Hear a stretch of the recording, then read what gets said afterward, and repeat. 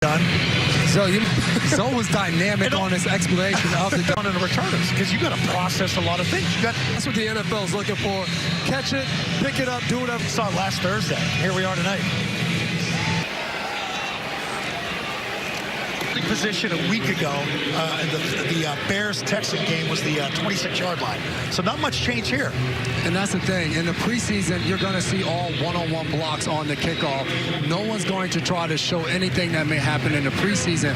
What I'm most interested in is these coaches go home. Number 99, Daniel Qualley, Jeremiah Farms, and team captain, Patriots Wise, Jr. I've not seen old guys out there anymore.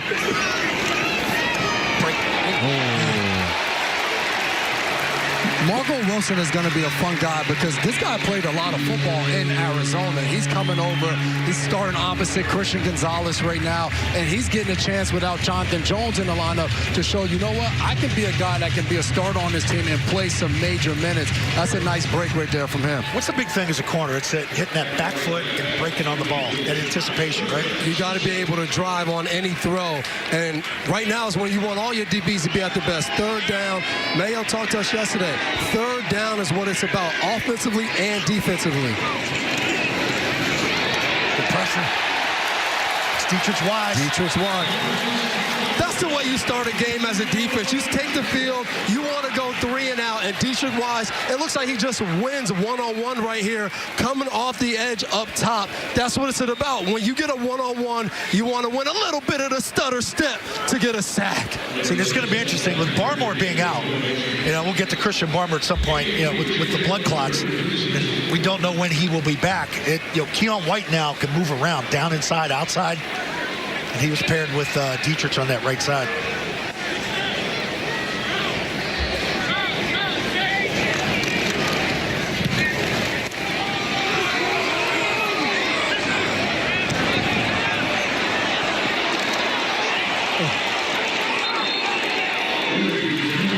All right, looks like the Patriots are going to start on about their own 29-yard line. And what a journey for Jacoby Brissett. I mean, you remember him here with Tom and Jimmy, and we'll get to that Thursday night game that he played in, but he's played in the league for a long time, and the big story throughout the spring is he's settled down the room. When you got a couple of young guys, and Bailey Zappi's back here in year 2, you're juggling a lot of players. And it's fun for me to see this because I was here when Jacoby came in as a rookie, as a young guy, running around, a little immature, and now watching him day in and day out in this offense with this team. He's a true pro. He's a veteran. He's an old guy, but I think these young guys are looking at for direction. And here we see Ramondre Stevenson doing what he does around the edge for this offense, which is so big because that's what they want to stick to, the run game to open everything else up for this young football team. That's old Ramondre right there. Hey, let's take a look at the Patriots offensive starting lineup, brought to you by Gillette Labs Exfoliating Bar. Gillette's ultimate shaving experience. You got Vidarian Lowe on the left. That's not the basketball Michael Jordan playing left guard. Go to the receivers here real quick. Tyquan Thornton, Jalen Reagor, and Austin Hooper at tight end with KJ Osborne.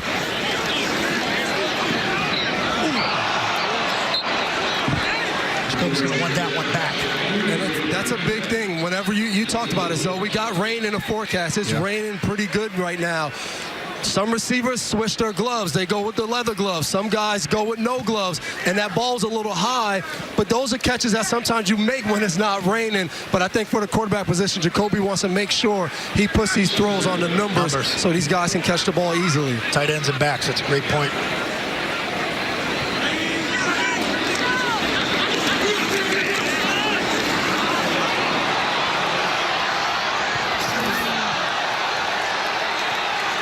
Okay, good protection here.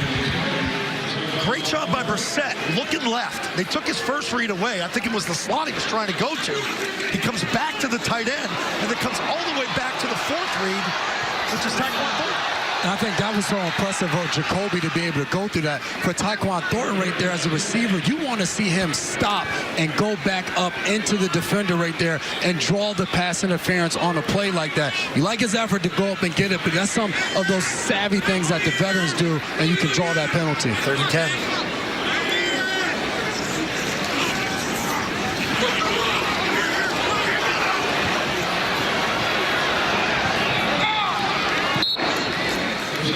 It's a good throwaway. It's a good scramble right there. And I think, this is a situation that this team doesn't want to be in. They don't want to be looking at 3rd and 10 situations. So Jacoby knows that. You look down the field, no one's open. You don't have to be a hero trying to make this big play. Throw the ball out, live to see another day. And that was the one thing that they harped on as we talked to those guys is we want to major in running that football. When you pick up a nice play on 1st down, and the next thing you know is an incompletion, another incompletion, and you're punting the ball. So to your point, you can't be in those situations. When they get this solidified too up front, we'll talk about that throughout the course of this broadcast. The 5 offensive linemen you're going to pick and roll with. Ooh, nice stick. Football is back, baby. All right, when we come back, Patriots defense takes the field. We'll set it for you. We're making a 2014. New energy, new vibes. You make a quarterback change?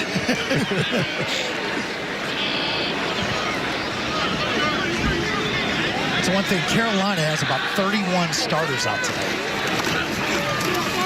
Not playing their top 2 quarterbacks.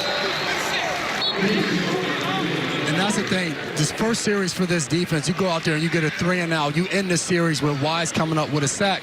DeMarcus Covington, who you're seeing right there, is a new defensive coordinator. He's been here for a while. The one thing, the games that they did win last year, it was on the backs of this defense. They're looking to carry that over this year, and you were able to shore up guys like Jabril Peppers, Kyle Duggar. You mentioned Christian Barmore, who got paid but is dealing with an injury right now with the blood clots. But you brought these guys back for a reason, to go out there and dominate the way they did last year and bring the offense along with you. Oh, almost got one. That's Christian Gonzalez, your former #1 pick from a year ago. Went down in that Dallas game. Missed about 7. He thinks Christian Gonzalez can be a lockdown corner, and they're going to need that from him because they missed him when they lost him towards the middle of the season last year. All right, 3rd and 10 here. It's a big get-off down. Good blitz. It's a nice ball. Drop. The weather seems to be showing up. I think these last 2 plays you've seen, New England's been a little step late, but these shows up big for this football team on the defensive side of the ball, that inside pressure. But we also have to remember number 9 with the red sleeves, Matthew Judon, isn't out there on the field right now as well.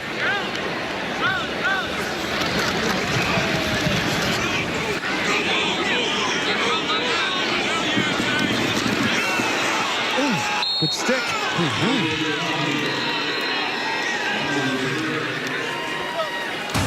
This looks familiar, guys. Number 32. It looks better, Zoe. It looks better is what you mean. Did he have to pay you for that? No, he didn't have the white sleeves. First time in his career in the first quarter. What do you think he's thinking about? It's interesting. So much has already been said about him, and you just said it. So he hasn't even taken a snap in the preseason. So I hope he's just excited. I'm sure the nerves are flying, and we talked to these guys yesterday. They just want to get the play call right for their first play in the NFL.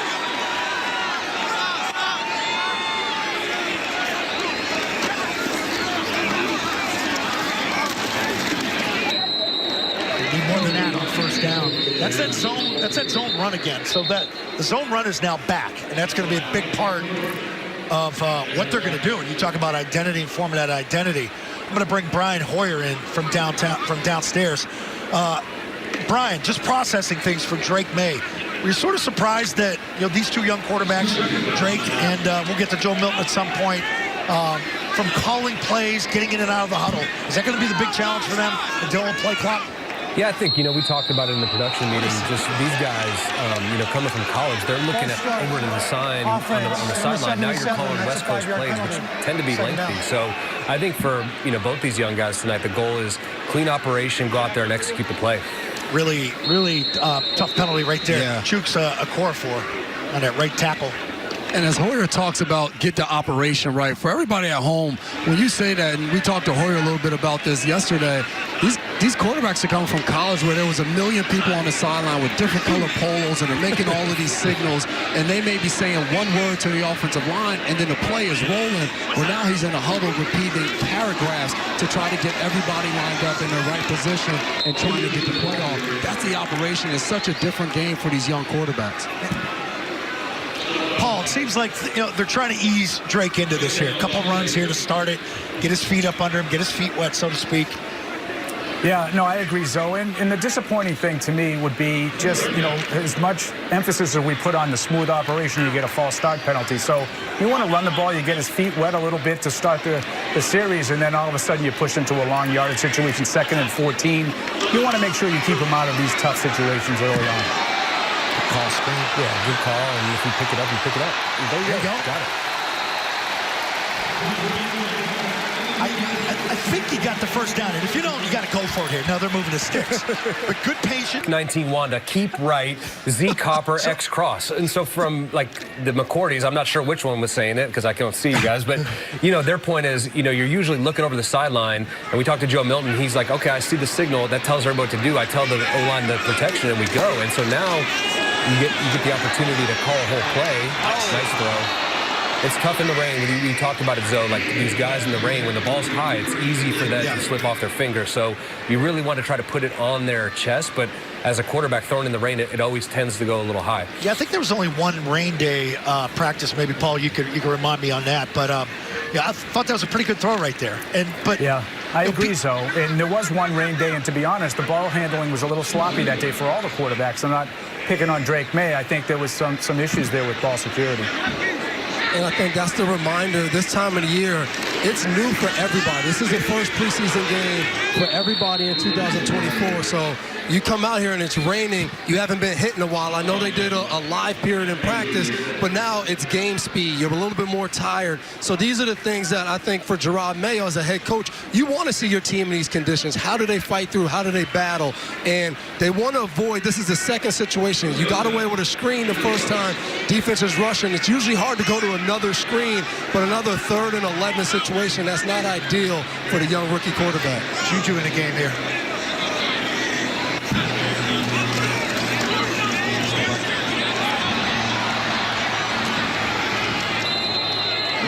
A good decision there to check the ball down, but I got to get back to Hoyer because we just saw a 3rd down. Hoyer went through an entire play call, and I said it to him yesterday. I don't understand why on the offensive side of the ball, why in the world do you need that many words? It's almost like you told each guy on the offense what their role is going to be. Brian, it looks like it could be a lot easier than those long sentences that you just put together. Yeah, some offenses, it is more simple. I think sometimes, like an offense like this, the more wordier it gets, it actually benefits the skill players because you're telling each individual guy what he has, and as opposed to, something like, the Josh McDaniel system where we're using a code word and it tells multiple people what they're doing. So, you just got to pick your poison. All right, 7:21 left in the first quarter. Got to see Drake May for the first time. See him again. Defense takes the field next.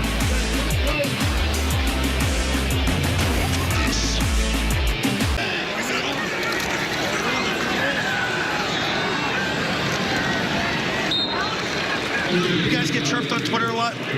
Oh, all the time. Yeah, see, I'm looking at the Twitter. You got to here, stay off that, Zoe. Hey, Zoe, it's play-by-play. And I'm like, no, we're doing something different here. It's 4 ballers sitting around with Paul Perillo. It's like watching practice, talking about what we're seeing. If you're at home, it's like you went to your local bar watching the game. Right. Have fun. Those two guys are drinking down there. We just don't want to hear the remember when stories. We don't want 32 up here in the booth. Like, remember when? No, there's a new 32 in town. Jalen Hawkins, he's getting ready to make a play. I get it. You don't want to hear us talking about Super Bowls and stuff. Ball's out. Ball is out. Did he call him down? I think he called him down. Farms again with the pressure. Take another look at that one.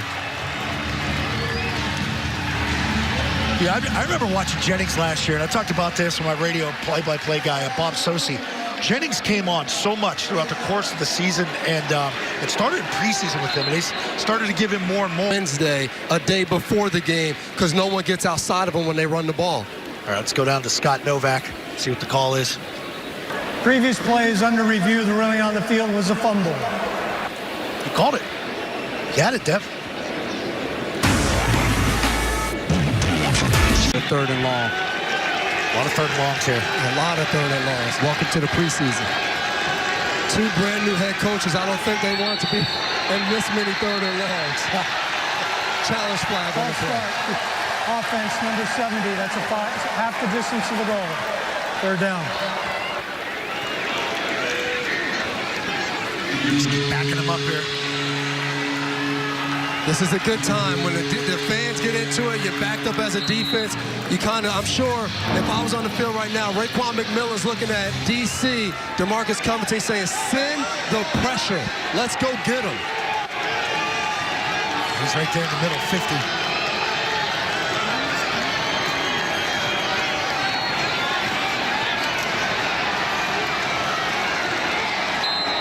By Jennings coming off the block. What did Dev say? This guy sets the edge the day before the game, and he steps up and he proves you to be right there. We haven't seen much from the offense so far as the Panthers are coming on the Panthers ball. For Drake May, do you want to see him and show his athleticism and get outside the pocket and run around a little bit what he did? Well, I think your field position here, too. So you're going to maybe get the ball back around midfield. That could also be a shot call, too. And I don't know how much longer he's going to go, so I would think they want to show something because I don't think they put Drake May in there without this starting offensive line to make sure he's protected. Short. Real short.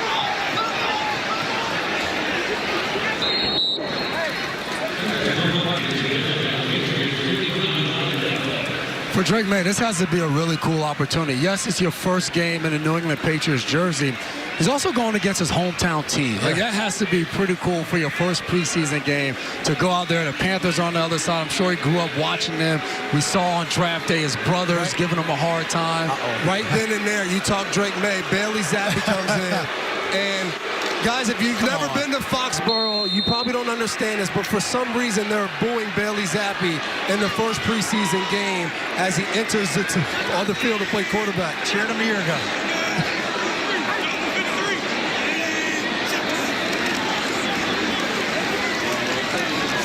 So the big thing Teron Mayo has talked about as camp has gone on is the reps, quality reps.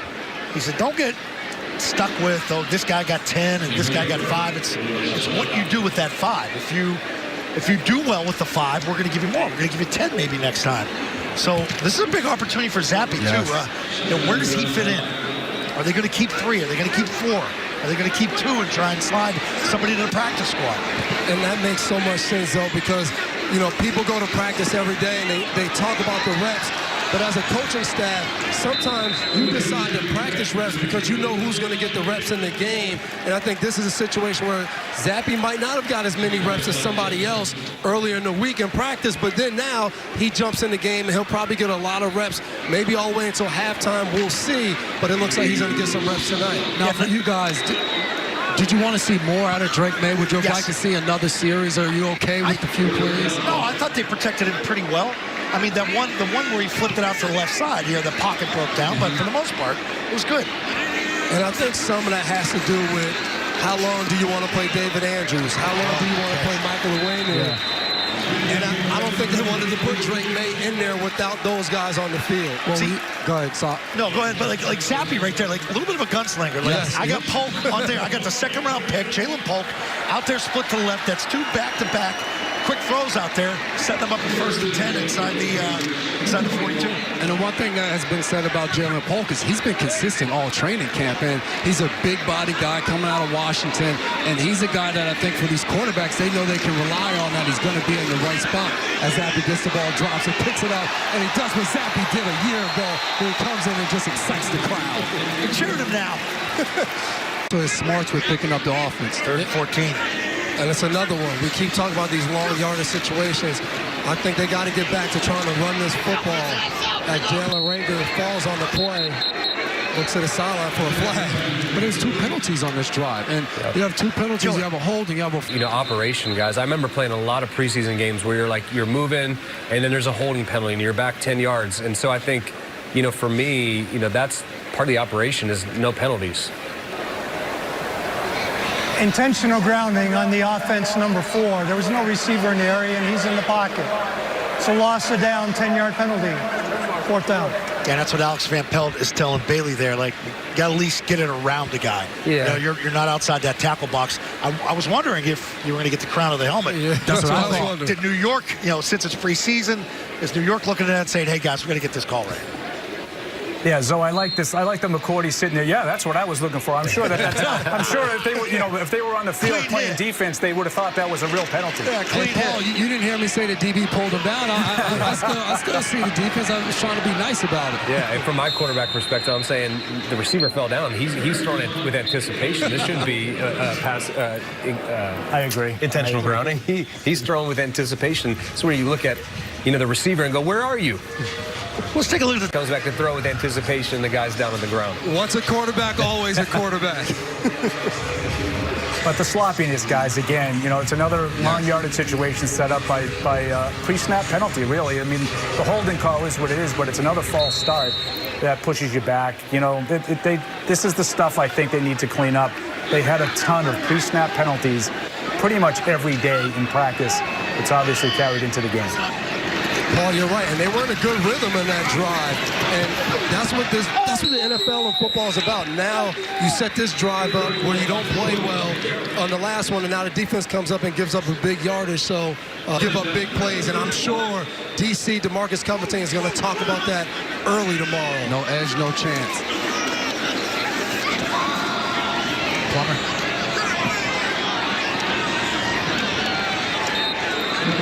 You get the rookie from Louisville in now, Jack Plummer. I thought I saw Jake real quick. He's wearing 16. Like, Flash to back. Jake Plummer's still in the league.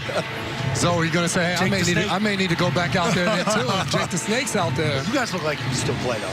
Well, that's the plan. You retire, you try to work out enough that when you show up, people are like, man, you look like you can still play. And you're like, yeah, you know what? I could probably give them 10 plays.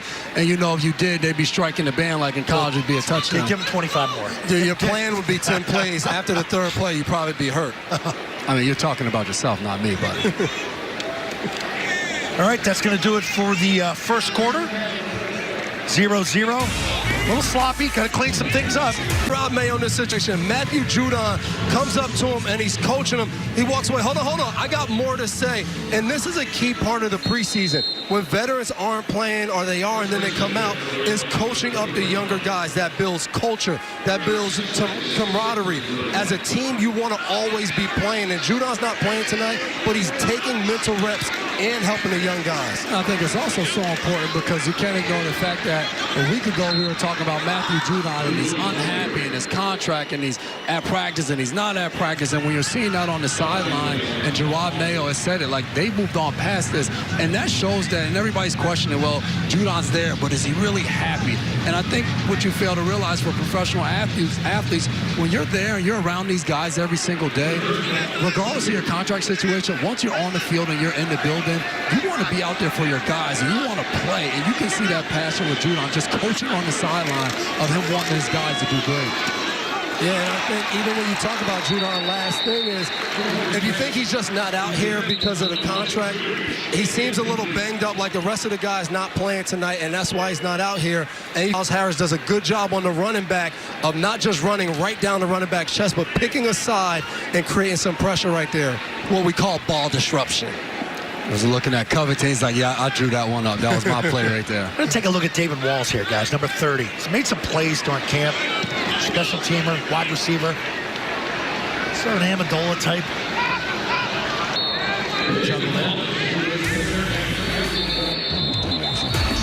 Kids are out in the ring. A position of concern, somewhat. How it was addressed during the offseason. You signed Chooks, Okorafor from Pittsburgh. Calvin Anderson is back. He had malaria. His return. Fedarian Lowe is still here. He's gotten all the reps at left tackle this week.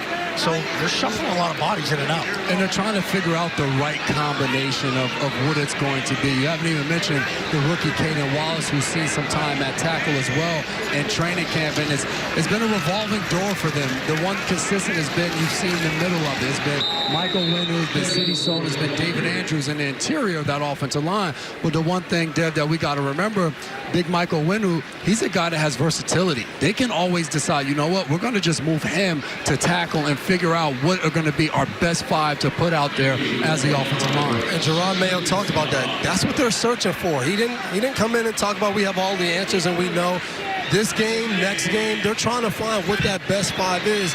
And I think Michael Owenu going back outside the right tackle possibly could be a part of being the best 5. They paid him like a tackle, so there's a chance that I think that they view, hey, if we have to, we can move him outside if that gives us the best 5. We're seeing Michael Jordan play tonight inside at guard. Maybe he shows up on film that he had a great game, and they say, you know what, maybe we'll bump him inside and we'll move Big Mike back outside. So we'll have to see how that all shakes out for this team up front. Crumedy is down. Carolina has a player down. We'll take a break. We'll be back right after this. 0-0, second quarter. Quarterback to keep getting the plays in your ear and kind of still getting all those mental reps. Yeah, I mean, we talked about it before. This is for these young guys, first time really having to hear these plays, call them back. So, for me, I always remember I always keep my helmet on because that's even more realistic. And you listen to plays, and then as you're watching, you're like, what am I going to do on this play? And play it out yourself. It's nice little flip by Zappe right there. Breaks containment, slides up. And that's what Zappe has. He has a little bit of a playmaker in him. Yeah, for so many years, the inside of the pocket was so, integral to how Tom played. And I think the one thing I know we talked about, who's going to be the tackles. The one thing is you can always help out the tackles a little bit with an extra tight end or the back chipping a defensive end. It's harder to help those interior guys. So if you have a solid interior and you could step up into the pocket, you run the outside rush by and try to play like that. I think that, figuring out how to help a tackle is much easier than if you have an issue at guard or center. Yeah, it's a double in cut to that left side. I think Baker rolled that route a little bit, made it easier for the defensive back to break on that ball. Yeah, I was just going to ask you that, guys, particularly the quarterback. You'd like to see him maybe come back for that one a little bit more and get the inside leverage, yeah.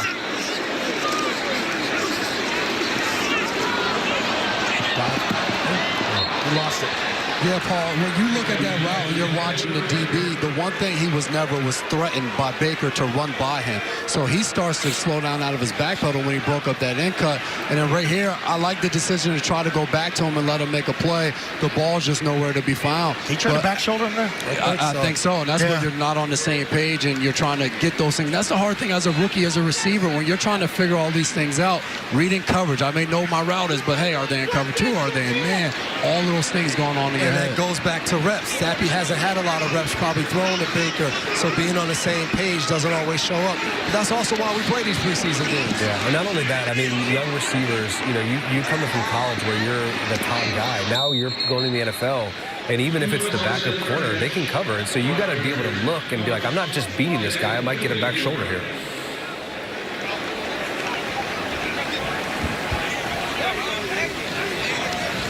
All right, the road travel to get here for Gerard Mayo. Coaching life has changed him. Are you going to be the one to comment on having a lot of hair back there? I'm just saying. Well, you got 3 bald guys on this.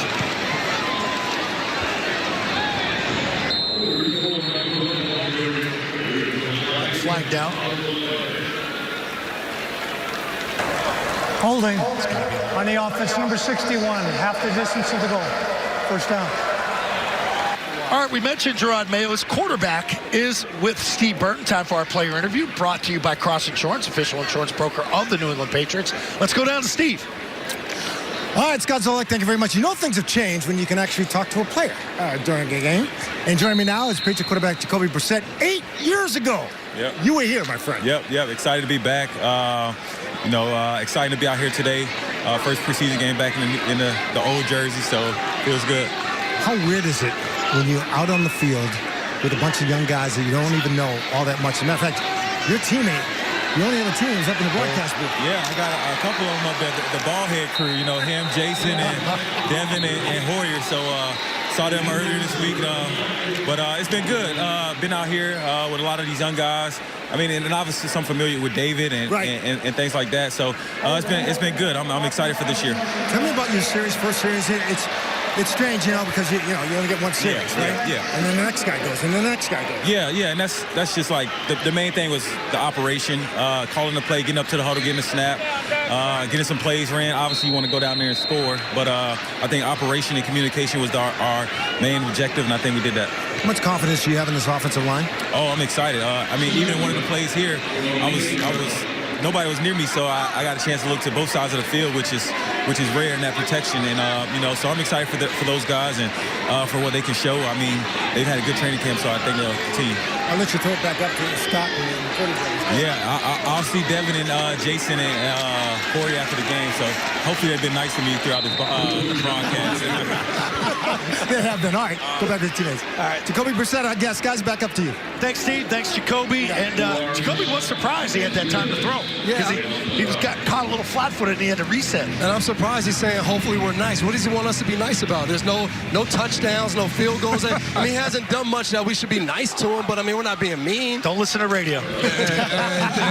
There you go, Scott. The one cool thing I would say of getting a chance to talk to Jacoby yesterday, he talked about when he was here the first time, he was the youngest player on the team, and now he's like the second oldest player on the team. But it was really good to talk to him about his role here on this team. And Sean Wade.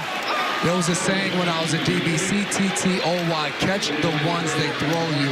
And he's dropping that. You're going to see him right here at the top of the screen. And this is excellent. We call this almost like synchronized swimmers. As soon as the receiver starts to get out of his break, the DB matches him, and the ball hits him right in the paws, and he's not able to hold on to it. He's going to want that one back, that's for sure. And being someone who's dropped a lot of interceptions in my career, Sean Wade, all I can say is catch the next one they throw you. Where was that? Where was that one? It was just like popped right up Miami, That was Miami. It was also the Jets, too. I can go down a long list of them. I was thinking Jets. Yeah, there's a lot of them, so we can get into it. Well, somehow I still have you talk about David Walls. You got him you can't see, but right in front of us, there's a David Walls jersey. David Walls standing up, cheering as he has opponents on. He's made plays in training camp, like you said, Zoe. 24-yard return right here, and this kid's been making some plays in camp. He's opened some eyes. Now, if you're not going to be a dynamic offense, what are you going to have to do? Play really good defense, get off the field on third down, and be solid in special teams. Special teams are slacking here the last couple of years. Can I ask you guys a question? Where did David Wallace go to school? Rutgers. Randolph-Macon. Randolph-Macon? Yes. Which is located where? I don't know. Virginia. Come on, man. Do your research. Number 30 out there getting it done.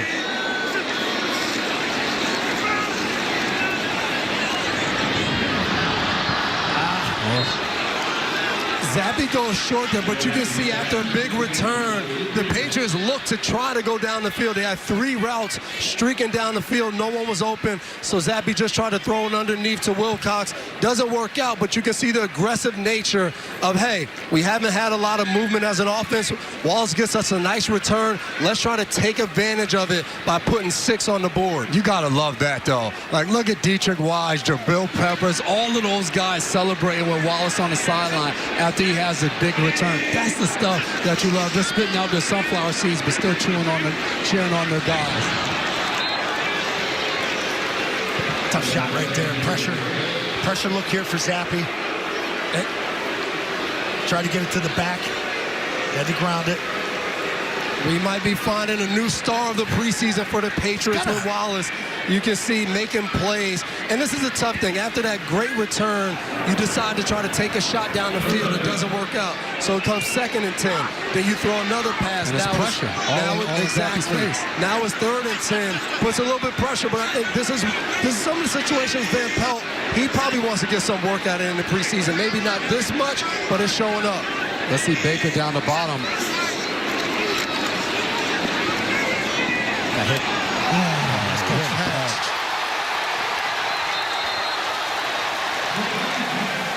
Deshaun Booty with the snag. He had 2 big catches from Drake May in the red zone period this past week. It's a 20. Yeah, you got to block force. I know Devin, being a safety, you come down to that box, someone's got to account for you, or else he's going to have a free run at the running back. So I think Bailey right there, hey, Paul, come down. You got to block this safety for us to be able to not have a free runner on that gap scheme play right there.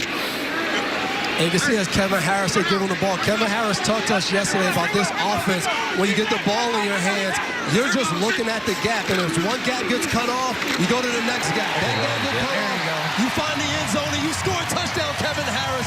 That's what I'm talking about. And he said he knows they want to run the ball. Let's go. You forget. They really don't hit in practice. You guys remember, like, with the new rules with the league and the NFLPA and what they're doing to help player safety, This is the first time you're really getting a crack of the helmet here. Should never throw it down there, right? Get the ball first and goal inside the 5. You guys got to ram that home. I think for all the coordinators across the league, it's so hard to implement rules for these guys on kickoff and kickoff return because the coaches are still figuring out exactly what it's going to look like. It's a good job getting up. That's a good finish by Joe Giles Harris of understanding you're not in college anymore. Somebody catches and falls, they get back up. You got to tackle them and get them back on the ground. And that's big for all these young players. Joe Giles Harris is a veteran player now. He's been on Buffalo. He's been on Jacksonville, a couple different teams. But this is a key part in the game for these guys to try to show up special teams, defense, offense, and try to make some plays. All right, we got movement. False start. False start on the offense, number 64. That's a 5-yard penalty. Second down. So, Dev, people on social media heard Brian Hoyer give the terminology for a play call on offense. They want you to give a play call here to what this defensive set would be. The best you can. The best part about playing defense, this right here is probably just good old over cover 2. Nice and easy, tells everybody what to do. Man, you guys got it easy. And you don't have to say all these words.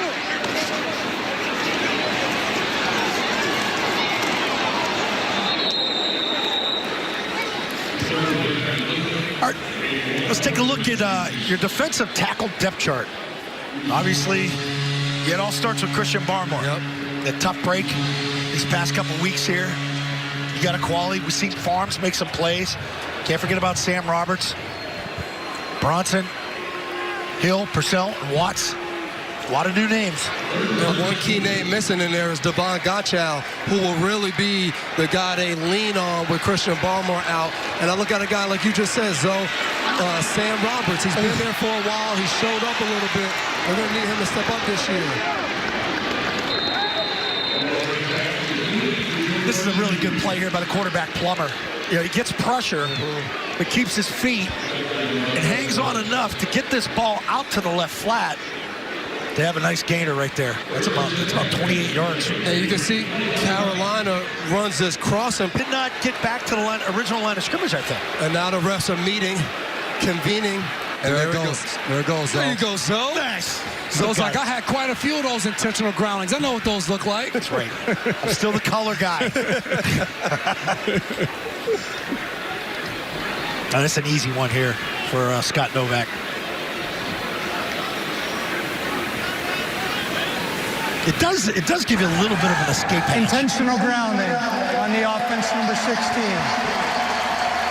It's a spot foul and loss of down. Second down. You know, this benefits a guy like, but just doesn't have enough on that ball to get it back there. And John Morgan, a rookie out of Arkansas, getting a chance to get out there and get after the quarterback. Good speed off the edge, and they're going to need that. They're going to need pressure from all different guys. Oh, what a play! Oh, he got rocked. I think he had Hill with the pressure here. And I've talked to a few defensive coaches. He almost tried to do, he should have did the celebration that Judon did. He just needs the red sleeves.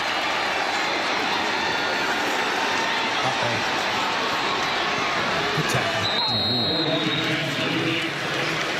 What do you guys make of guys that don't play, go back inside, you're going to dress out in uniform on the sideline? Like, that's something new here.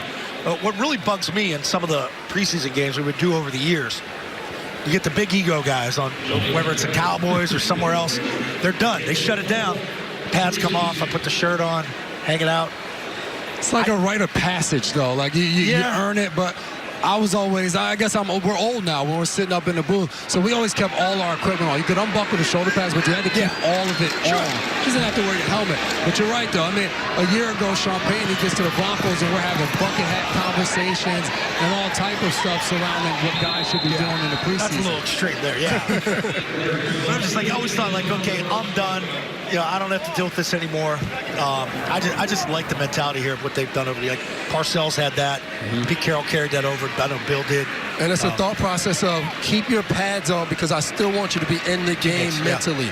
Go through it because in a few weeks, it'll be real, and you'll all be out there playing a whole game. You don't want to be mentally taxed when you have to play 4 quarters in September. And as we see Bailey Zappi coming back into the game, I think for the New England Patriots, they're looking at it. They have a joint practice this upcoming week after this game with the Philadelphia Eagles. So May's not getting a lot of time. Jacoby Brissett's not getting a lot of time today. But they're going to get a ton of practice reps against another team in the Eagles. So it's kind of where for Gerard Mayo, you're trying to balance it and make sure the guys are getting some work, but you're keeping them healthy and making sure you're playing in the best you can for the season. And you're still evaluating guys. You're still evaluating Bailey Zappi. And I'm sure we'll see a lot of Joe Milton in the second half because you're still evaluating him as well. Yeah, he's tackled here, keeps the clock running. You're down to 3:41 in the first half. You have an opportunity here, potentially have a live 2-minute drill. Yep. And everybody practices this in practice. You go through your 2-minute drill, but you don't always get a chance to do it in a game. And I know every coach hopes in a preseason game that you get a chance to run a real live 2-minute drill. So we'll see it right here with Bailey Zappi.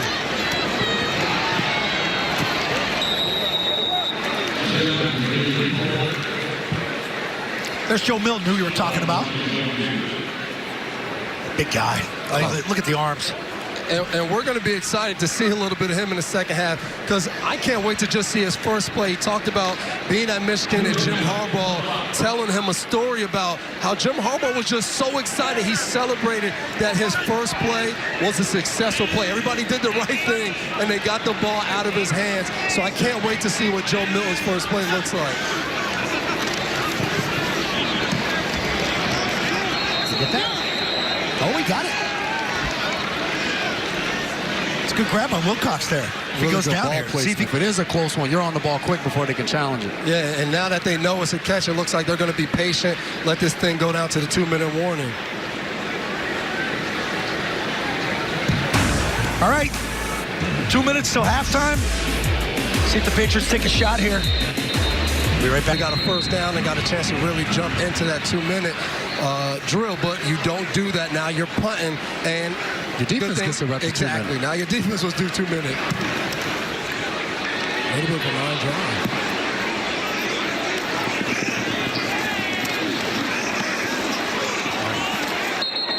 You gotta watch that potential. That they could call. This might be drop tackle. This might be hip drop. The first hip drop tackle during the return. Big Tom. Double block in the back, receiving team number 87. It's a 10-yard penalty. First down. I thought Dow did a good job holding off there because I think he knew he had him. He had him wrangled up, and he's got to take him down. But you know, I'm gonna let him go. And what I'll be interested in is, will Dow get a FedEx next week warning and saying, hey, they didn't call it, but this is a hip drop tackle. And I'm sure after this first week of preseason games, there'll be some type of video and memo sent out to players of what it looks like. This is a hip drop tackle. This isn't, as they try to figure out how they're going to referee and call this penalty this year. Did you guys get a lot of those? Probably. Tackling big guys. I had to put my weight on them. We just called it a tackle back then, though. The game is changing.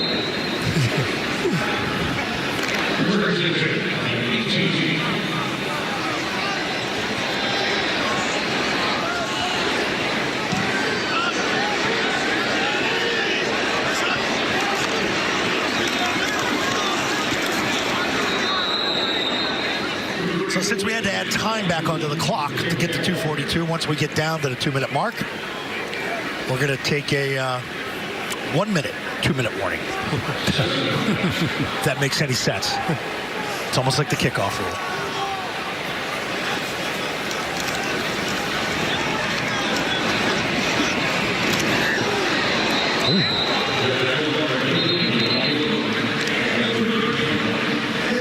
All right, guys, I don't know if you knew what yesterday was. It wasn't the 7th. A lot of winning. It's all about the Patriots tradition. The other teams in this city as well. But you know what? So far, so good. First half, Patriots scoring in the end zone. You didn't practice that throw, did you?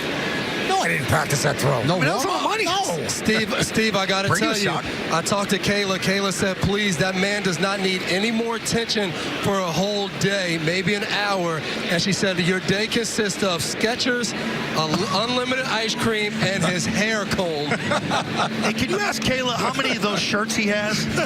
You guys are absolutely killing me. Steve's been wearing a shirt for 10 years now. You guys are killing me. It's a good-looking shirt. I appreciate it. I saw you 4th of July barbecue down at Cape. You had that shirt on. Steve, even your daughter's coming for you. Come on. You're supposed to be celebrating. Steve? I'm very humbled, very honored by it. There's no question about that. But my kids have been throwing me under the bus all day long. All the great moments you've had. My favorite is the alligator moment. We got to watch this tape again. No, not again. Not again. There is. I am. Got it. I am. That's okay. All right. All right, Johnny, you got it. Watch the jacket pop here. Here's what you need to know. I didn't drop it. I didn't drop it. Steve, I'd like to present you with a gift, if you don't mind opening it. I know your birthday is Sunday. Me and Dev wrapped that for you. You guys. A little less fearsome. I appreciate this. You can thank Stacy. More than you know. Stacy from Patriot Place. Yep. Yes. Thank you, Stacy from Patriot Place. Hey, let me tell you something. I'm going to call this the McQuarter. I thought you were going to call it I am. You know, when that happened, I had about 100 of these things come to my house. Hey, enjoy listening to you guys. Thank you very much. Steve. What do you got coming up at halftime? We're going to look at the content, NFL teams, and what the Patriots bring to the table in informing the fans all over New England. Robert Kraft has done a super job of taking this thing to a completely different level. Don't drop that alligator. The McQuarter. Back to you guys. Thanks, Steve. All right. Is there no Zolak? Great blitz. There you go, Christian Ellis. I asked Dante Hightower about Christian Ellis in pregame, and he said this guy has been causing havoc. He said he's a good football player, runs downhill. Hightower said, I'm talking to his defensive coordinator, DeMarcus Covington, right there, and he's signaling my fault. He knew he messed something up on that play, but at the end of the day, it resulted in a sack, so it's a lot easier to watch that in the film room tomorrow. Just saw Slater give him the dap there. How important is it to have those type of guys around? You know, they talk Slater into helping out. We've seen Chung around, Nikovic. You mentioned Hightower, Mr. February. How much did he have to twist his arm to become a coach? Yeah, I know. He told me he was just playing golf every day. So when they asked him, he was like, you know what, maybe I should be doing something else other than playing golf. And I think he's been really good, even talking to some of the linebackers. When they talk to Hightower, they get a real-life experience of what he's telling them, in-game situations, how he handled it, how they might be able to handle it. And Hightower told me, he said, the only thing I had to get used to was making all the cut-ups and all the stuff on the computer. And now he's getting, you know, a little bit more familiar with that, more comfortable, and he said he's really enjoying coaching. I mean, how cool is it for these linebackers? You have a coach and an inside linebacker like Dante Hightower who's coaching you up, but you can also go talk to your head coach and Gerard Mayo, who was at that position before Hightower got there and passed the torch to him. So much experience and so much guys on this team that have won. And so you mentioned a guy like Matthew Slater, and he's on part of this staff. This guy's a 3-time Super Bowl winner. You guys don't remember. You guys have no clue how easy we've had it with the iPads and Microsoft Surface. They can flip that around. No, you guys get on a flight. Like I travel with the team, and I see you guys get handed these tablets. An hour after the game, they flip the film over. I used to cut it up by hand with Jimmy D. We would splice actual film and tape it together with Scotch tape. With Jimmy D in the back room. Jimmy D, over 30 years here. Yep. Unbelievable. Great video guy. Congrats to him. Scotch tape? Scotch tape. So you're telling your age here. I'm like, I remember having the pictures on the sideline. I thought that made me old. Ray Perkins with an overhead projector with a black marker drawing things, plays up on the overhead screen. Like, that's what we did.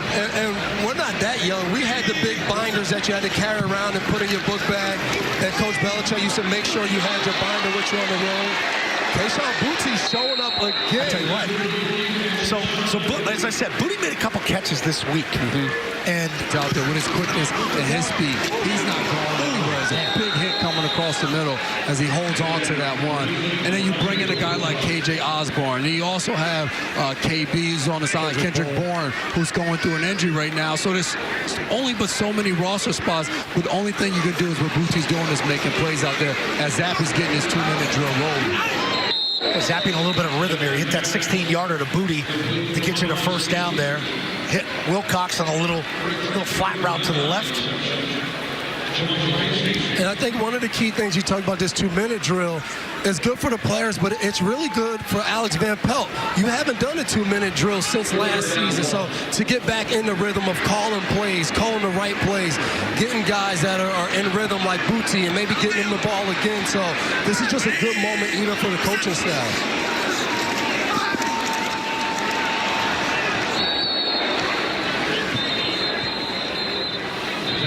That's going to kill the clock. You know, coming into this game, I thought, just based on, conversations we had, that it would be Zappe that would really get the reps that he's gotten here tonight. But they had a plan, so.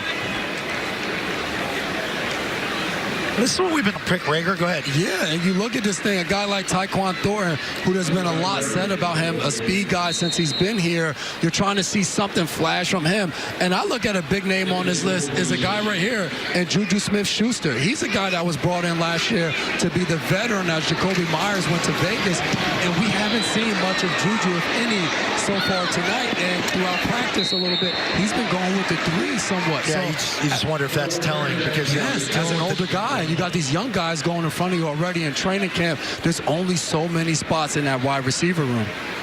Dealing with that knee too, and reports were early in July that he was moving around pretty good, getting separation, and sort of come back a little bit. And it's always so interesting as we talk about the receiver depth chart, and you look at Tyquan Thornton right there. I think everyone tries to figure out of how much did this guy play in the preseason. This guy did this guy did that. It's so hard to tell. We didn't think we would see Zappe a lot tonight. Yeah. These coaches have a plan, and we all have to just wait and see. And the only thing we should do is watch what these guys do when they get the reps.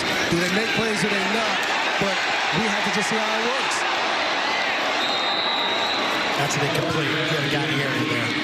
Zimenez is showing up tonight. Yes, he sure is. You talk about getting opportunities. He's off the edge again. He's been just very disruptive on this defense, making plays, coming off by the offensive lineman. I want to go down to Brian Hoyer here. Brian, as we approach halftime here, do you think Zappe's going to get the call to make the turn to see how he comes out in the second half, or you think they saw enough and we're going to go with Joe Milton here next? Yeah, I mean, I don't know. You never know. I think, like one of them, McCourty said, the coaches have a plan. So if they want to see a lot of Joe Milton, why not come out in the second half and give him the whole second half? I mean, I know from experience, they're like, listen, you're going to play the second quarter. Well, Bill's like, hey, you're going in the third quarter too. We want to see you have an opening drive. So I think it just depends on what these coaches want to see from these guys. And Zappe did a good job. So, we'll see what happens. All right, that's going to take us down to halftime. Lone touchdown of the night scored by Kevin Harris.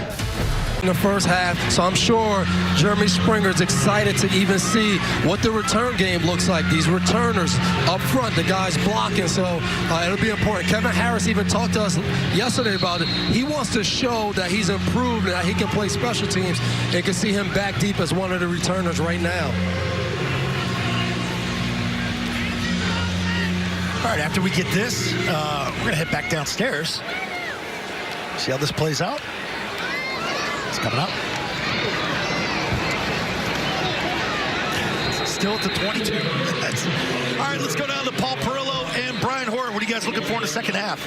I'd just like to see, a little bit of a cleaner operation offensively. Stay out of the long yardage situations. I want to see a little Joe Milton. I'm not going to lie, Brian. I think that, the guy obviously has an intriguing skill set, but I'd just like to see it to be a little cleaner. Yeah, 100%. I think, as we see Zappe go back out here, the operation really is, lack of penalties. Then you're getting in long yardage situations, which makes it tough, especially in a preseason game. You're rotating players in and out. So, see that, less penalties, cleaner operation, and then obviously looking forward to see Joe Milton.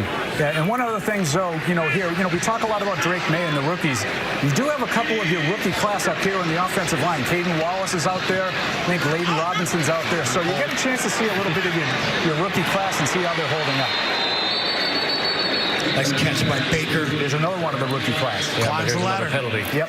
Yeah, and I thought Polk caught the ball. Strong hands. Those catches were contested.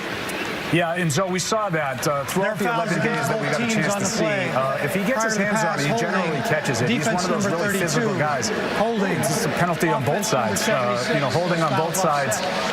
Again, so my whole point about trying to be a little bit cleaner, first play, first snap of the second half, you get another flag. And really negates a first down. Throw to Baker where you get the chains moving, coming right out of the half. So this is something they got to work on, and Hoyer said it. When you start behind with penalties, it really makes it hard to have a sustainable drive. Yep, holding both ways. And again, I know the offensive line, not the most glamorous spot, right? But they need a backup center. Jake Andrews, you guys profiled when you did the medical reports earlier in the game. Jake Andrews was probably going to be the backup center. He's out for the season. They need a guy. Piece, because, in other systems, the quarterback's in charge of making the calls. And in this system, that center has to make those calls. So you really need to come up with someone in case something happens to David Andrews that can really fill in.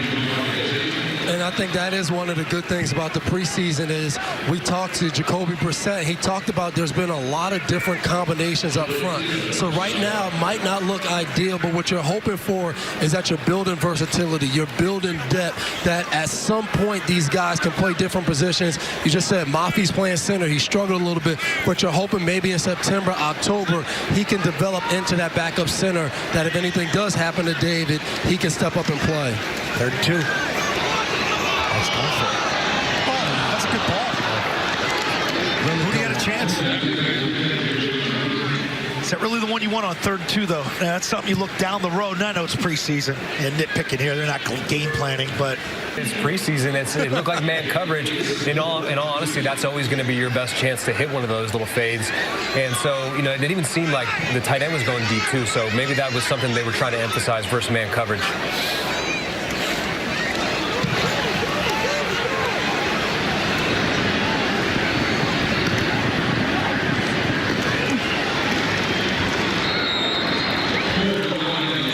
Guys, bad penalty, offsetting. Yeah, Brian, it wasn't you, right? Out of Michigan State. Sure wasn't me. we gotta go to the original top of the show there. That's your head coach, right? Was it? Did you get it right, so? Yeah. Scott Gerard, yeah. Mail, 10th overall, just squeaked in that top 10. The suits are so much more tapered now. Yes. Back in the day, man, we had these big suits, the shoulders.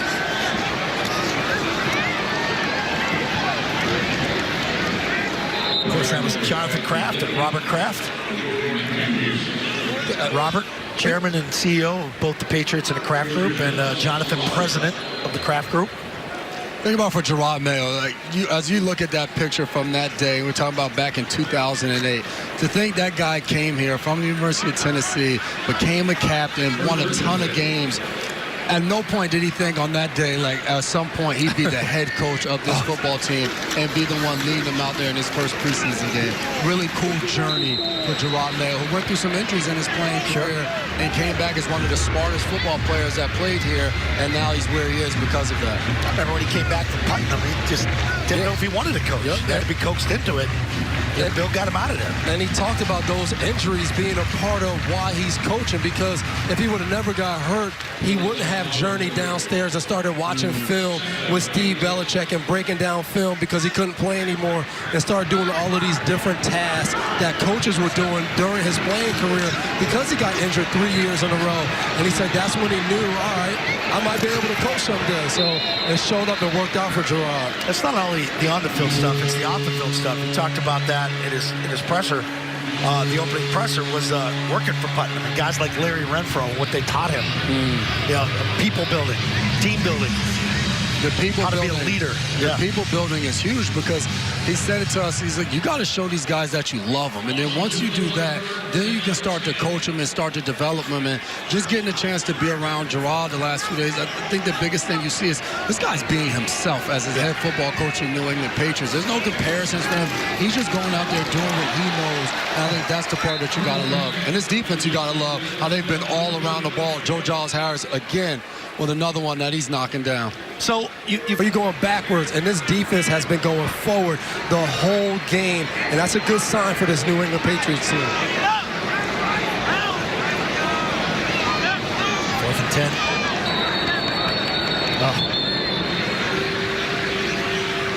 Delay game on the offense. It's a 5-yard penalty. 4th down. They don't want to do that. Back him up 5 yards and gives our guy David Wallace another chance to possibly have a big return and jumpstart the offense again. The pride and joy out of Randolph-Macon. Where's it at? What state? It's in Virginia. Yeah, Richmond, There you Virginia.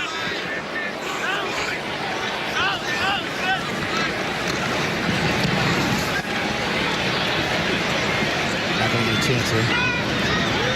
Whoa, leap trick. He's the new GM. Somebody's got to lead it.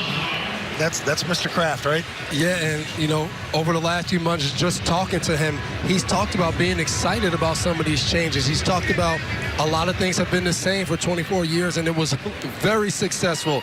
And he's also knows that when change comes, you got to be a good leader. You got to know and tell people, and you got to equip Gerard Mayo, Elliott Wolf with what they need. And we were just talking about it. Some of that came from extending guys and giving out new contracts, and they've done that. Definitely, you're talking about the change that we're seeing, some of those people in leadership positions. Some of the things that haven't changed were some of the guys that have made plays on this roster. David Andrews gets an extension. They make sure that Kyle Duggar and Jabril Peppers are shoring up the secondary. We watched Gottschall kind of going through whether a hold-in or whatever it was, but they make sure that they take care of him. So many different guys, since Elliott Wolf has taken over, they've shored up to keep those guys around here. Fans get impatient because they want new guys. They want the big free agent to come in. If you don't sign these guys back, you got to replace them. And it also sends a message to your locker room. And Deb, I remember when they told you to go out, check it out, see what free agency's like. You came back. Glad you came back. But it sends a message that if you play well here and you like it here and we draft you and we develop you, we're going to sign you back and you're going to make money. And that's always an interesting thing. Everyone gets excited about the free agent signings, right? Or Brandon Ayuk's name has been everywhere and everyone's like, oh, they didn't do this, they didn't do that. Sometimes it doesn't work out. You could offer, it looks like all the reports is, you offered the right money, you want everything. He didn't want to come here. His team knows, hey, we're building, we got to get better, we got to make it more attractive, all of those good things. But for right now, we're a team. We recognize who our good players are. We bring them back. We draft them, we develop them, and then we keep them here. That's how you build. The times I was here when we won Super Bowls, it was having guys, drafting them, developing them, and then allowing them to go out and their best years be for the New England Patriots. All right, let's bring in Paul Perillo. Paul, state of the building right now. Yeah, it's culture guys, right? It's guys that Gerard Mayo feels comfortable with and that he knows and he understands are going to do the things that he's looking for. And I think that's why you saw so many guys like Kyle Duggar and Michael Winu. Those guys were valuable re-signings, and I do agree. And believe me, I fall into it too. I get as frustrated as anybody else when there are bigger name guys, Brian, that are available and you fall a little short. It was disappointing this week to fall short, but at the same time, there's a reason why they wanted to get as many of these guys re-signed that had already worked in that locker room, and they already know the message that Gerard Mayo is trying to send. Yeah, those are leadership guys in the locker room. A David Andrews, a Mike Onwenu, guys that bring more to the table than just what you see on the field. And so to take care of your own guys, I think, like they were saying up top, people who come in, they realize if I do what I'm supposed to do, they're going to take care of it. Yeah, you guys mentioned the Ayuk stuff, too. I mean, Calvin Ridley, too. Elliott said we need to weaponize this offense. And you start that by bringing back Hunter Henry, get your tackle lined up, get your center, your all-world center back. And then you made a run at two guys that are, top of the market. Tough landing on his shoulder right there for Bailey Zappi. Yeah, that hurts. Ooh. And you can see the pressure right there was as both tackles got beaten. And Zappi, you probably know more than I do, Zoe and Hoyer. Looks like he was a little deeper in the pocket, so that makes it even harder for these tackles to try to block these defensive ends. And Zoe, to hit on what you're talking about for Elliott Wolf, and you guys are talking about as a flag comes out here, and we'll wait to see what the call is going to be on this one. It's going to be a delay. On the offense, it's a 5-yard penalty. They're down. So delay the game, and they're still kind of going backwards as they're trying to clean up this operation. But there's one thing you definitely want to re-sign your guys. And Dev, you're talking about winning Super Bowls and doing that with keeping the guys in-house. in today's world in the NFL, it's keeping your guys, but it's also making the right free agent acquisitions. We saw a few years ago where the Rams were like, screw all of the picks, and they bought guys in, and they were able to win a Super Bowl with a guy like Matthew Stafford. So I do think, to your point, Elliott Wolf going after Calvin Ridley, being in the conversations about Brandon Ayuk, those are the things that this front office realized, yeah, we need to keep our guys, but we also know we're going to need talent from the outside and have to bring some of those guys in. And as you're going through a transition and you're working to get better, you're going to have to offer those guys the money that they're looking for in order to bring them to Foxborough. And it still might not work. Look, Calvin Ridley, he still wanted to go somewhere else, and that's a part of it. You can offer more money in New England, but a guy like Calvin Ridley understands, hey, there's no state tax in Tennessee. Talk about it. Talk about it. The same.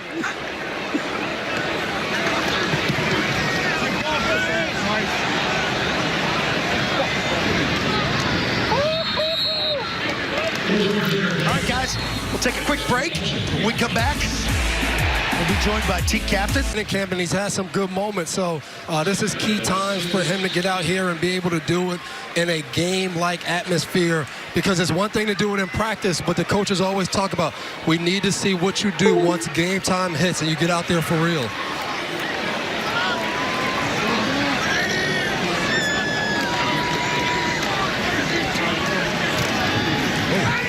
There you go, dog. You want to see what I do when I come out for real? Come off the edge on a blitz. Running back picks me up, okay. The next one, they try to run the ball to me.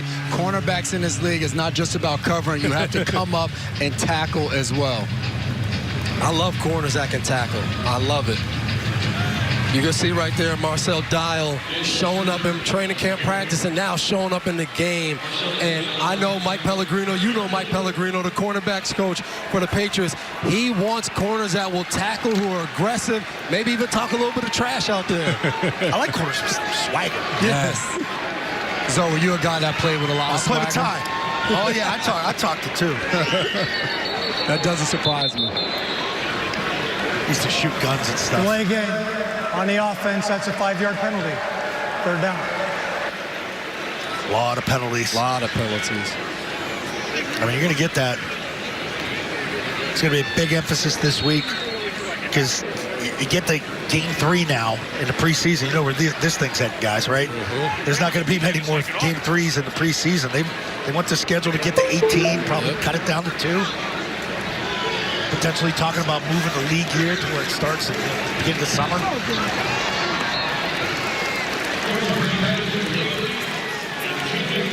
Another third down stop for this New England Patriots defense. I think that'll be one of the things that I'm sure will be on every highlight tomorrow in film room, is how many stops they got on third down. Yeah, and Mikey Victor right there, the undrafted free agent out of Alabama State, showing up. And this is a smaller guy, but he's able to make a play there. And you mentioned Dial making plays in training camp and practice. Another guy. These are just amazing opportunities. And I was a guy that was drafted at the end of the 6th round. So my first preseason game, I was in the game at this point, finishing out the game, trying to do something on special teams, but trying to show the coaches that I understood the defense that can make a play. Come on, this is our guy. There we go. Hey, that's 8 more yards. That is 8 more yards around that corner. It's a 14-yard return. 2 big returns.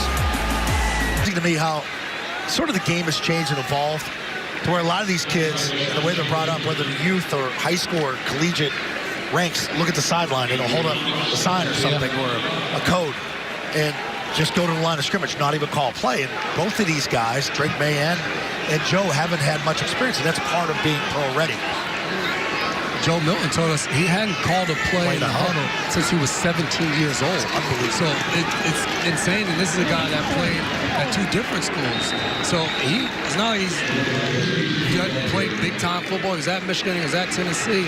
And even still then, he didn't do it. So I think, to your point, that's the biggest challenge. And we know the cannon of an arm, and we know as you're looking at that 6'5", 246 pounds, how big this guy is and what he can do. I think that's the fun part about it. We asked Jacoby Brissett, hey, you're the veteran in the room. What do you want to see from Joe Milton tomorrow?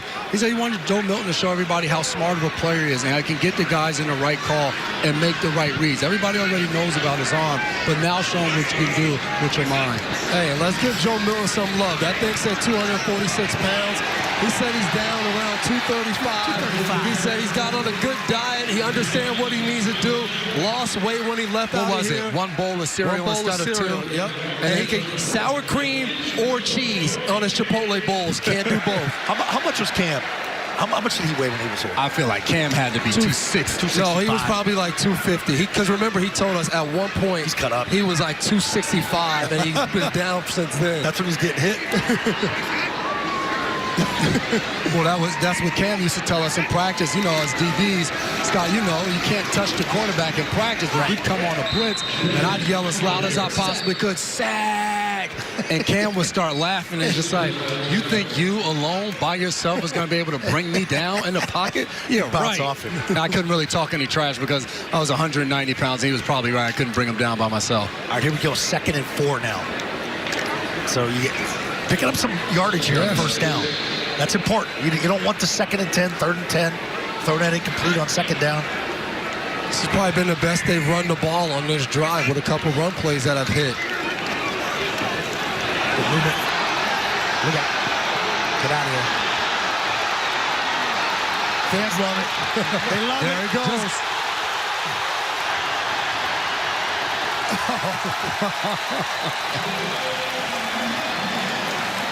I don't know. 13-yard scamper. I think he ran about 73 yards. Let's see if he can catch his breath and get ready for the next play. I bet Van Pelt says, you know what, let's just hand the ball off on this play. So you got Caden Wallace at right tackle, Robinson at left guard, your 2 draft picks. Here we go. Can't have it. Again. First charge. Oh, Timeout, New England. This will be a 30-second timeout. all right, let's go down to Steve Burton on the sideline. All right, Scott, thank you very much for joining me now as Patriot captain, Deatrice Wise Jr. And before I talk defense, let's talk quarterback. And let's talk about Joe Milton. Yeah. Tell me about him. He's a great quarterback. We've seen him in practice day in, day out. Everybody knows he has a strong arm, but what guys don't know is that he's very intelligent. He has playmaker ability, and he has a great job of controlling the rock and he has that big play energy. I was going to say, you mentioned every single time. Yeah. Well, you're 6'6". He's what, 6'5"? He's about 6'5". Yeah. Okay, all right. Let's talk about this Patriots defense because right now they're pitching a shutout. You happy with the way these guys are playing? So far, all the guys are playing well. They're playing their techniques and fundamentals. There he is. Told you, he's going to move the rock down the field. We've seen that in practice day in, day out. He's doing a great job with the small passes. He even throws mid passes very well, good on the run. So I want to see more of him as he doing this game, but so far he's doing a great job. One last defense guy, they're also doing a really good job. A lot of guys are hungry right now. They're making plays. Making a lot of plays. One last question. Gerard Mayo, obviously a defensive guy. How's he changed now that he's a head coach? Well, you know, in order to be a good defensive coach, you have to know offense. So he's been in this system for a long time. He's able to take all the information that he knows and transfer it to the offense. He's very balanced. Yes, he's defense, but also in practice, he knows how to coach offensive guys to make sure that they get the best out of him. Any message for the McCourty brothers? Throw to the field. That's a long way to throw the ball. I mean, I know he's got a strong arm, but, you know, the DB is a little bit different in the NFL. And, you know, J-Mac, you're licking your chops when you see someone throwing a field out to the field. It's a tough throw. He plants that back foot too, and then just, you know, it's a little bit deliberate to where the corner could jump it a little bit.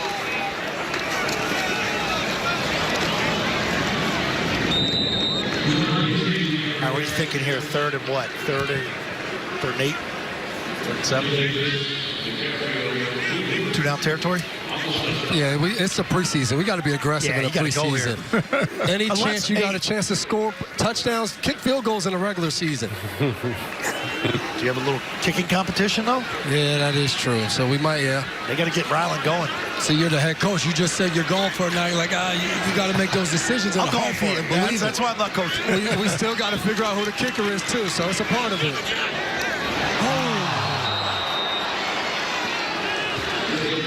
That's a good ball by Joe Milton. That's a great ball. Booty had a chance to grab that. He's made some tough catches tonight. Couldn't come down with that one right there. Yeah, you guys were talking about his size, Joe Milton's third gear on. And without saying anything crazy, it was close to 280 pounds. And so, J-Mac, there's no way you're sacking Cam on your own. 280, I mean, he's bigger than the tight ends. That's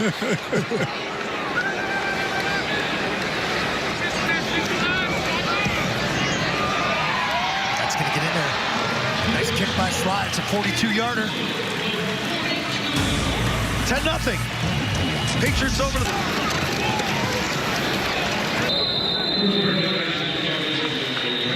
All right, talking about next week. Patriots' next preseason game brought to you by Sports Illustrated Tickets. 50 million sports, concerts, and theater tickets. Visit SITickets.com today. Next Thursday, we're going to be right back here, guys, at Gillette Stadium. When the Patriots host the Philadelphia Eagles, we're going to have it for you right here at 7 p.m. Tuesday, there will be a joint practice with the Eagles. Good time for fans to come down, get a look at the Eagles. Guys like A.J. Brown, Jalen Hurts. That'll be a fun watch. That defense at the end of last year.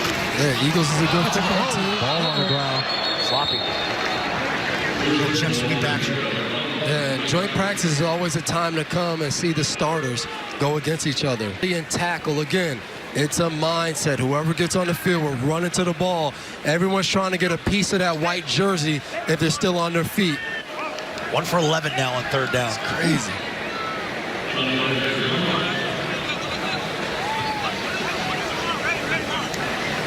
This has probably been the most exciting time of the game. Our guy, David Wallace, back there to receive another punt. Looking to be showtime.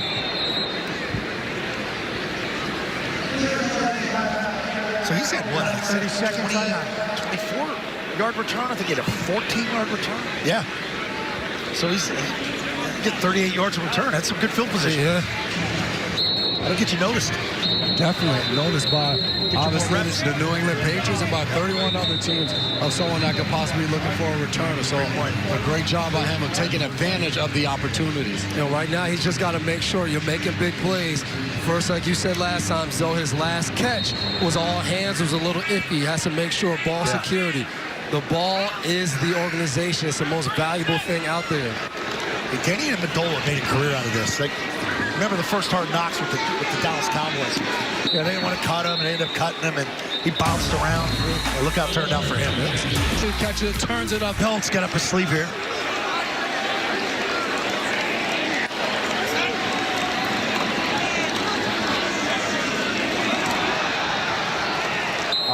Coming back, hold. Carrying. There is a flag on the play. It's going to be on 65.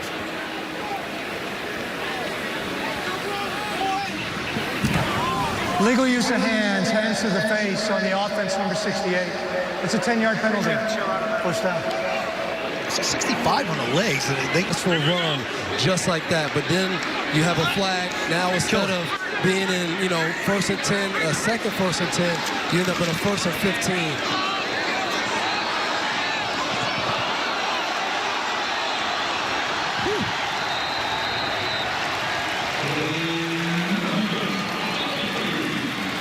We'll talk about his feet and look down the field. That's when you know they're doing a good job. Good decision by Joe Milton to just tuck it and run and pick up some yards. That's 13-yard gain right there.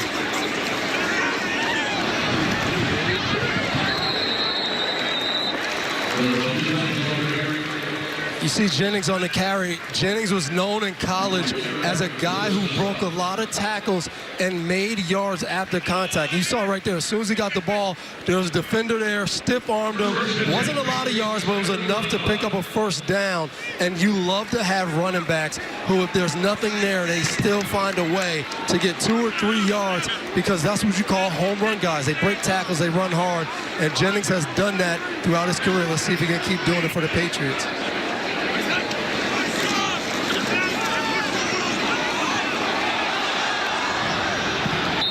Confusion on a route here. Flag, I think they're going to get a legal contact on this one. A little miscommunication. Got away with Prior to the pass, legal contact on the defense number 34. That's a 5-yard penalty, an automatic first down. Yeah, so Joe's been able to come in and move the football here. He has, and one thing we talked to him about is he hasn't really had opportunities in practice to throw the ball deep down the field, which a lot of people know him for. And he said, hey, if I get an opportunity tonight, I'm letting that thing go, and I'm throwing the ball down the field. And right there, him and Jackson not on the same page, but still is able to create the illegal contact. Got a good cushion here on the bottom. 1st and 10 again.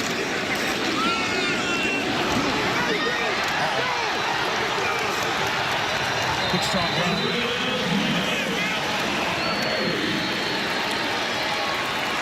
20-yard scamper right there. But it's so important for these guys to get in there and to be able to open up holes, because we're going to talk about them being able to keep Jacoby Brissett clean and Drake May clean throughout this preseason.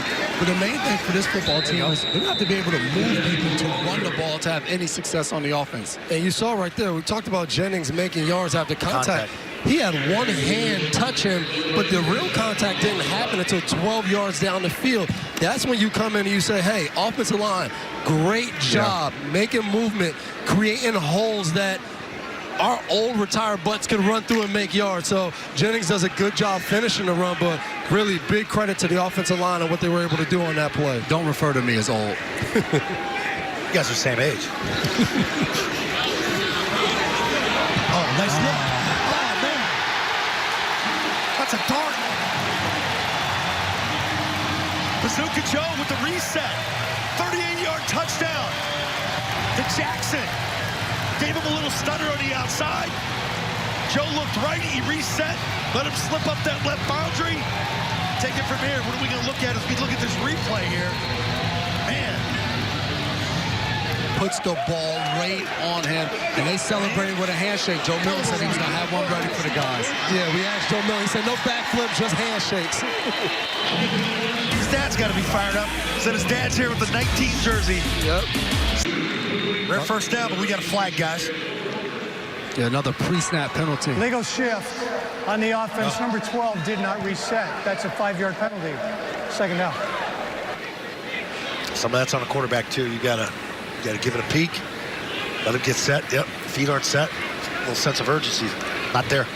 And I think what was most impressive to me of the Joe Milton touchdown pass was what Brian Hoyer just spoke about, was his ability to move the safety. And, you know, Hoyer joked about moving you all over the place in practice. And I think that's the thing, though, for a young quarterback. Sometimes you have a double move dialed up, and you can get ahead of yourself, and you're already thinking about making this pretty pass down the sideline.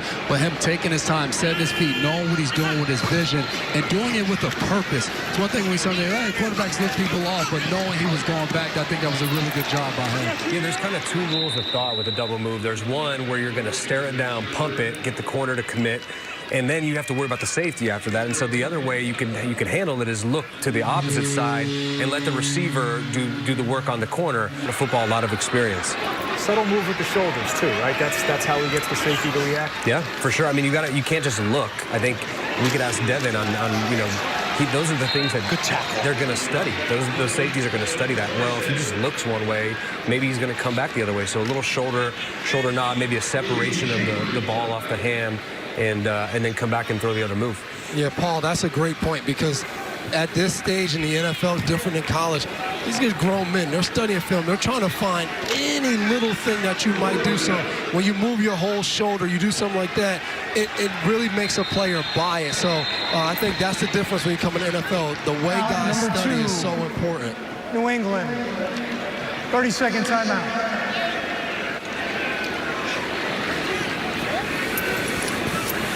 All right, guys, we're going to rack up some highlights here of Joe Milton tonight. The fans, and now when you get your chance, you show up in the game and you do it right. That was a fourth down right there. A little bit of a pick play up top to get the receiver open in a man-to-man situation for the Patriots. And it's cool, talking to Joe Milton yesterday in the production meeting, just, you mentioned it, like just go out and execute and have fun. And you could see him, the celebration there. He talked about how his dad was coming to watch him play. Like, I'm thinking back to my, first year, how exciting that would be to go out in your first game, scramble around, make some great plays. Your dad's in the stands, and then cap it off with a great touchdown pass. Yeah, that's a good point, Brian, because, again, the limited reps. Yep. And where you're slotted, and I know the team put out a depth chart today. He's listed at fourth behind Zappi. But Gerard's like, you gotta look at the opportunities and the actual reps, and what are we getting out of each guy. So you're gonna take this game tonight, and he's probably gonna get some more run next week off of this. Speaking of reps, let's go down to Steve Burke. All right, guys, thank you very much. Well, this guy really doesn't need any introduction, but I will anyway. Patriots captain David Andrews, and you liking what you've seen so far?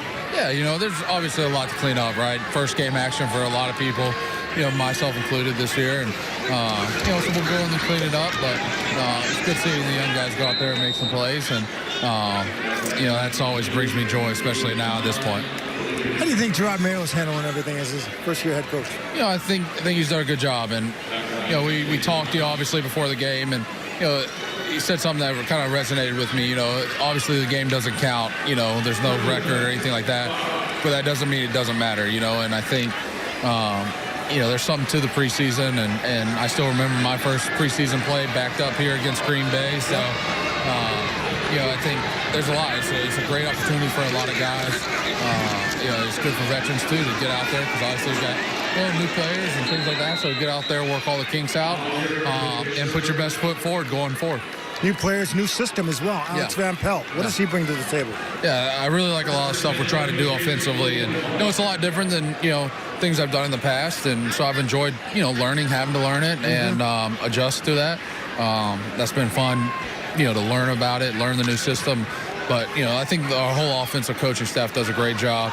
AVP is so level-headed, and I think he's done a great job, trying to grow the room and get us to play how he wants us to play. One last thing, Jacoby Brissett. I was having a little fun with him, but 8 years ago he was here, and you were right along with him. Yeah, I think having Jacoby back's been great. It's been awesome because I saw him come into the league, obviously. And he's left. We've kept in touch, but to see his growth, right, and how much growth he's had, and how good of a leader he's become. A lot of those qualities you saw early on, but to see him really grow and grow into himself, I think he's great to have back on this team, and brings a great, his confidence in playing in the system, things like that. So really enjoyed having him back. One last thing, two of your former teammates up in the broadcast booth right now, the McCourty twins. Yeah. Any message for them? Jason, love you. Devin, you could be nicer. David Andrews, I guess. There you go. Guys, back to you. Thanks, guys. That's a guy that knows us, Dev. When he says something like that, there are people at home right now like, man, David Andrews, he knows those guys, because Dev, even growing up, was always known as the evil one. Every former offensive line is sitting at home, saying, man, David Andrews sounds soft. Be nicer. I don't hear him talk about that. He sounds soft, Dave. Yeah, he had a scare this week, and I know it got reported on. His son got sent to the hospital with a virus, and I was a little worried about that. Spent a couple days away, and it's going to get him back and feeling good. And safe and home. Him and his wife, Mackenzie, talked to them, and they were in good spirits. I talked to him when it was happening, so always good. And me and him joked about it. When you have that second kid, you're a little bit more calm. Yeah. You're not going crazy. So David Andrews is one of those guys. I joke with him all the time, but he's one of those guys. As a rookie, he played every single snap in the preseason. Nothing bothers him. He shows up. He's going to always just get the job done, whether on the field or at home. So great leader, captain, and a guy I'm happy to extend it, because he's a guy that I think will help try to turn this program around and get it pointing back in the right direction. Kind of last of the triplets. Dev, you've been such a great leader off the field, doing the community stuff. Slater, you guys are retired. He's still kicking it. Yep. Oh, he got it. What a pick. You got to play it up. Got to play it up. Pretend you caught it. Yeah. have changed there. Good point. This is the second time at the end of the first half and the end of the game where we couldn't go to the 2-minute warning. We had to stoppage and play because we're going to review. What I love is you see all the DBs over there. They're all looking at the surface right there. Mikey Victor's one of those guys in there, and he's explaining to them segment by segment. Fellas, I caught this ball. You got to understand. Look at the left hand. Look at the right hand. Don't worry about the ground. I held on to this one, and you're having a debate, and you're going back and forth trying to figure out what it's going to be. Ring finger is under there. After review.